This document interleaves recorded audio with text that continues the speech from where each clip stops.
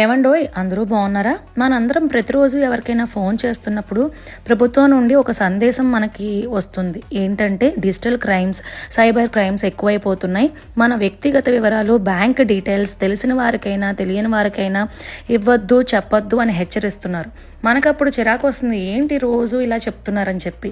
ప్రభుత్వం ఇటువంటి అవగాహన కార్యక్రమాలు చేపడుతున్నా కూడా మనలో చాలామంది ఎలా ఈ సైబర్ మోసాలకు లోనవుతున్నారో, తెలిసిన వాళ్ళ దగ్గర నుంచి ఎలా మోసపోతున్నారో నేను మీకు ఈ రీల్ ద్వారా చెప్దామనుకుంటున్నాను. మీతో పంచుకుంటే ఎవరికైనా ఉపయోగపడుతుందని నేను చెప్తున్నాను. నాకు తెలిసిన ఒక ఆవిడ వచ్చింది. తను ఇంకో అమ్మాయి చాలా బెస్ట్ ఫ్రెండ్స్. వాళ్ళిద్దరి మధ్య ఆర్థిక లావాదేవీలు చాలా జరుగుతూ ఉంటాయి, చాలా క్లోజ్గా ఉంటారు. అయితే ఒక ఆవిడ అంది, నాకు డబ్బులు ఇవ్వాల్సిన వాళ్ళు ఉన్నారు, నీ ఫోన్ నుంచి నేను ఫోన్ చేస్తాను, నా ఫోన్ అయితే ఎత్తట్లేదని చెప్పేసి తను ఫోన్ తీసుకుంటుంది అనమాట రెగ్యులర్గా.